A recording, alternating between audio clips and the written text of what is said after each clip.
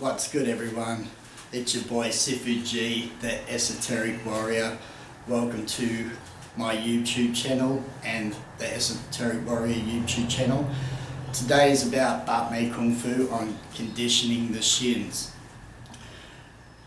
Just like the forearm, the kill, there's a leg bridge, goat kill, sow kill, right? So you got your bridge for your arms and your legs that need to be conditioning.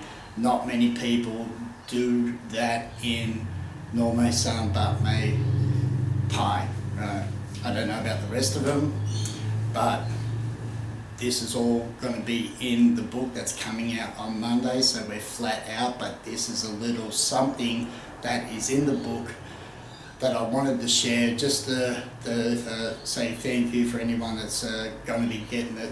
It's going to be in much more detail, although what I'm about to show should get you moving. Because the reality is, Bak Mei Kung Fu is all about combat, all about fighting. It's not about the forms, right? So forget the forms. Stop being form fairies, wearing your pajamas, trying to get snap and looking cool. Your basics is the most important. So again, the book is going to have the best of the best on how to train from the beginning up to the advanced levels. That being said, Bak Mei Kung Fu, and the way I was taught, same as Yao Kung Lun, the front foot actually turns in slight angle towards the opponent's center line, right? Pros and cons on that stance, because a good kicker is going to see that calf and aim that all day. You don't have to be a pro fighter to get a kick on the street, especially to the lower leg, because it's so useful.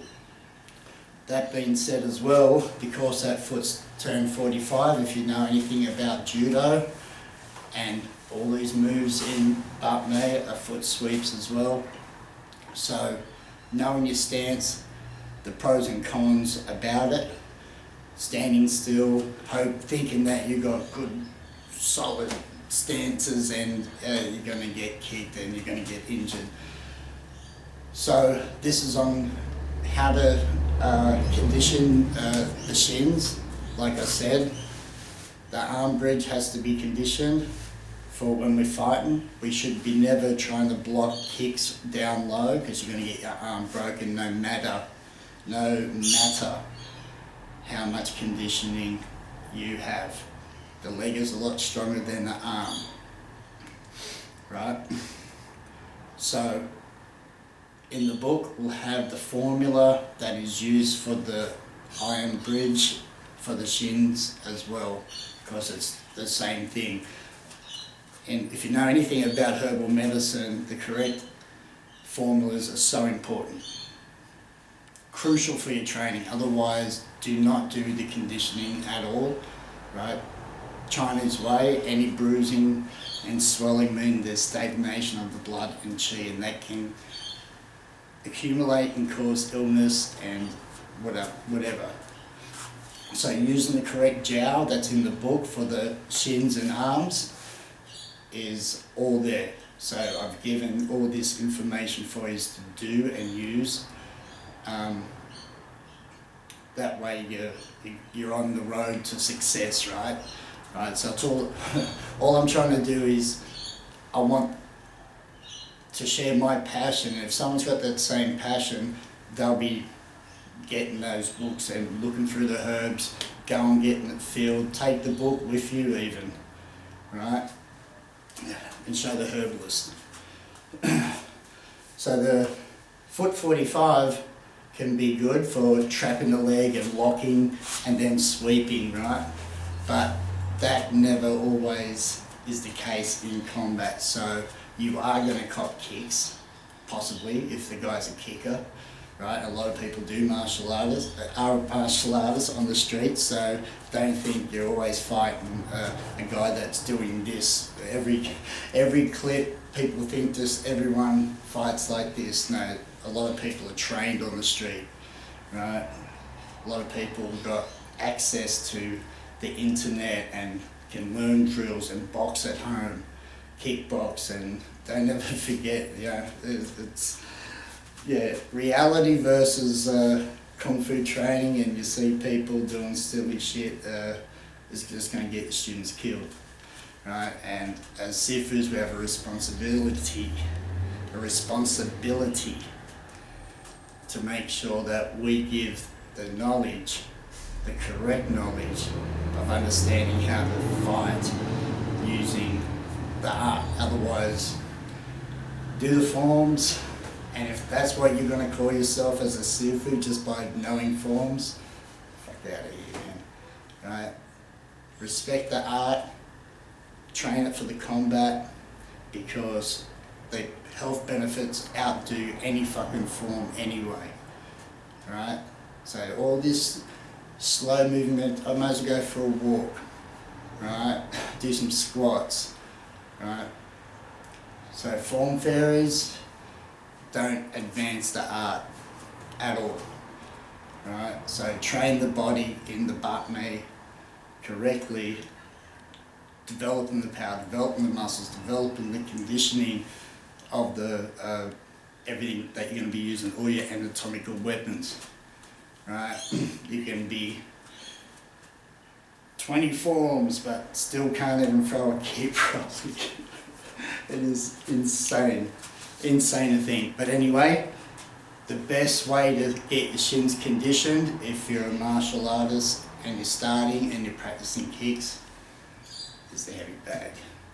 Right? That's going to condition your shins as you gradually get better with your kicking and your timing and your distance and power. The harder the bag, the more it's going to hurt, obviously, and you're not going to be throwing as hard. So again, there's a method from going from soft to hard always, right? Just like iron palm, rise to rocks or steel ball bearings. Same thing, you've got to do it right.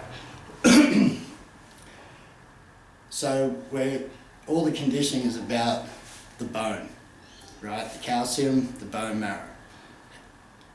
Healthy bone marrow, healthy bone growth through the correct training methods using the jowl is always going to help with your training.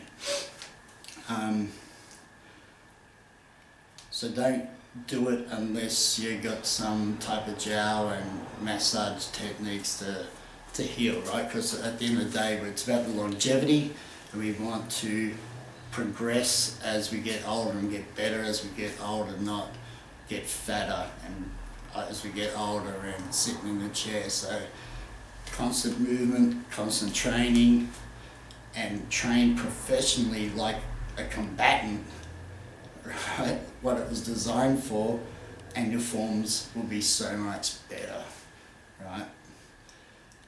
So condition the shins, bags when you're doing kicks, Thigh pads, another one, and good old sparring.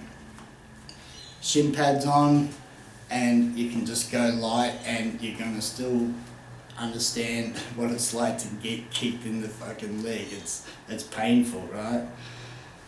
Thank God Black Tortoise don't have any kicks, but we got some knees, right? So, but that doesn't mean that Black Tortoise won't defend against kicks. That's what we're prepared for. Getting back to the Bak Mei. So the Bak Mei book's got the formulas for the shin conditioning in the forearm. Spend a considerable amount of time what you do with your hands and forearm for your legs, right? Because Bak Mei has some great kicks, and it's not many people showcase the kicking side. They're so caught up on fucking forms, it's stupid. And then you see them try to kick even in the air, and they can't even twist their foot, can't do certain things. It's like, meh. You lead a horse to water, can't make the fucker drink, right? Right, so pay attention, treat yourself as a professional, eat right, food that's got calcium, right? If you're not eating enough food that has that, there's those little gummies for calcium pills and stuff like that. So take your conditioning serious, because we're going to the bone now, right? So You don't want any bone spurs or bone weird deformities that's going to end up getting an operation. I have seen it, right? When people think they can go hard on steel ball bearings and they end up getting... We do this on the ground, or like I'm about to do, or put your leg up. And another thing is that doing conditioning on your forearm, if you haven't got a partner, use your own bone, because if you can't even withstand your own density of your own bone and hitting, it's different when you hit other people that are conditioned. So you'll always start with your jowl, right? And you'll rub it in. I'm just going to do one leg just to show. Get right in using your thumb and the heat of your palm. Down the sides of your shin. I love the smell of jowl in the morning. Or in the afternoon actually. It's been pissing down all day.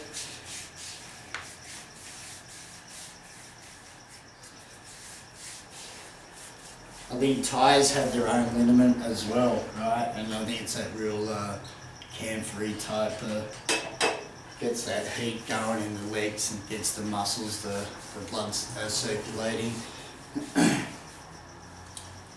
For combat sport, right? Because you've got to be pumped, so to speak. All right, so once you've massaged your jowl in, and if you've just done your bag workout and sparring and you've got some bruises, don't do this, right? So after you've done your bag work and sparring, put your jowl on and just go up and down your shins and pay attention to any injuries, right?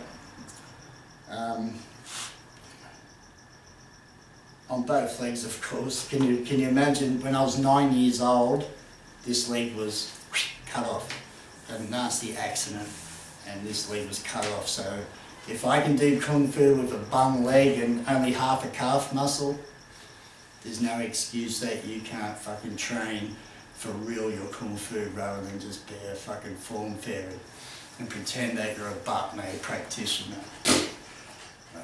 Don't get me started. Right? So put as much on as that you feel.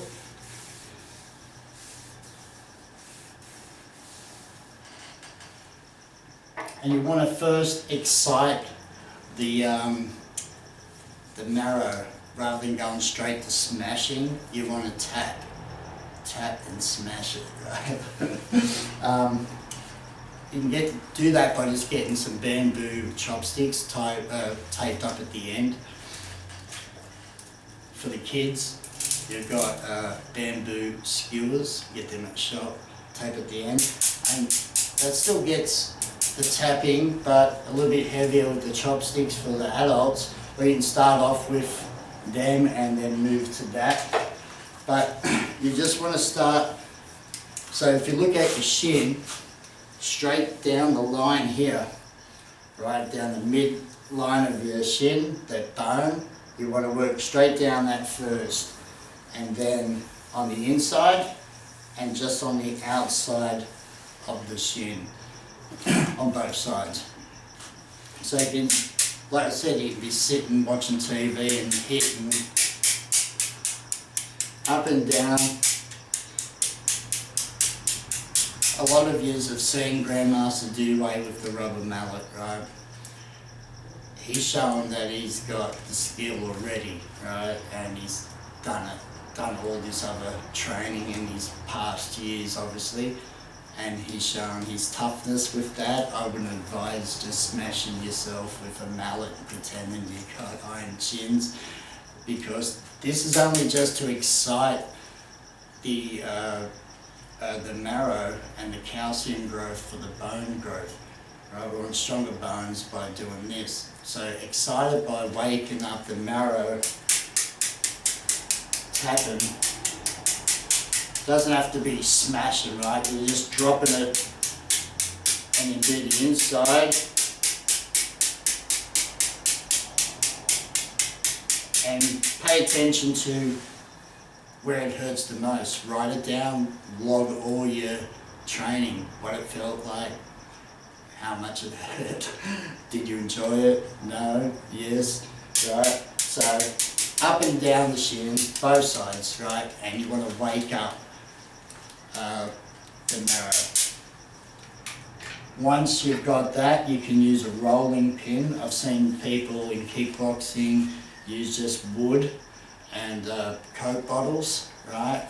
But you can use this, or you roll the bar for both and put pressure on and back up, right? So, back. My mum's favourite weapon, this you got more control of that. And if you got a Kung Fu brother, he can put your leg up, get your stretching in, and then they can roll on that. And we're going to do 3 up and downs, right? So from the top, straight on top of the shin, right? Like that. All the way down and up is 1. And we do 3. Down, up, and then inside. Down, up. Pay attention to all what hurts, because that is a good experience to go, shit, I don't want to be kicked there, right? If you feel it, right? Especially Sami gel on the inside of the leg there, triple yin there. So yeah, down and up 3 times, and you work that,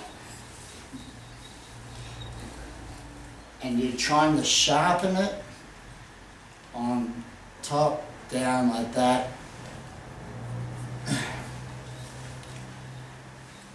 Until it gets red, right? We'll start to get a little bit redder and redder. You don't want bruises. So if you've got bruises, it's going to hurt. So don't do it, just rub your jowl in, right? And you'll do both legs. Right, up and down. So just count 6 inside.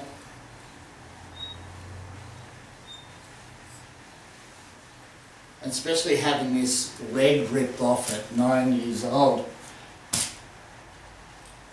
I lost length in the leg, and once my cast was off and my skin was healed, I had to swim every day. My teacher at Redfern School used to pick me up every morning or afternoon, take me to the New South Wales University pool and make me swim to get because she was a good swimmer, so he would take me, and I ended up becoming a champion swimmer and getting medals for 50 metre. And then football, I exceeded in football and Kung Fu. I've kickboxed with it, I've sparred with it. So getting that bone back to where my leg would never be as good as this. I've lost a lot of flexion in this ankle because I've only got half a calf muscle. So since I was 9 years old, I couldn't pull that back. Another way to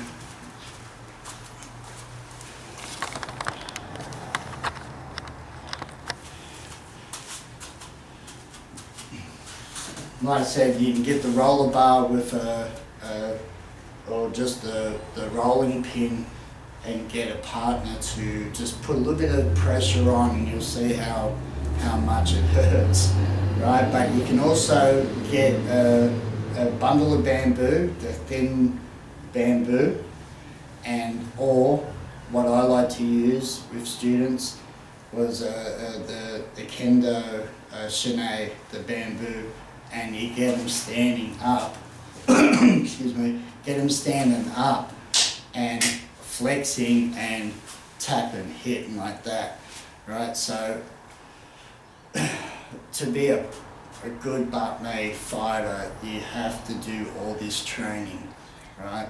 And appreciate the art better by the experience, right? The forms are not going to teach you to fight. It's going to teach you some combinations, but without a partner to train with and try to land those shots and work it out at the right time when to use a trap or not, how sharp you are, just your basic punches, right? A lot are lacking. They like to see all this flowery stuff and trapping, but they're lacking with those normal kicks and punches, right? So conditioning body is as serious as doing meditation and everything else, but proper diet, proper rest, proper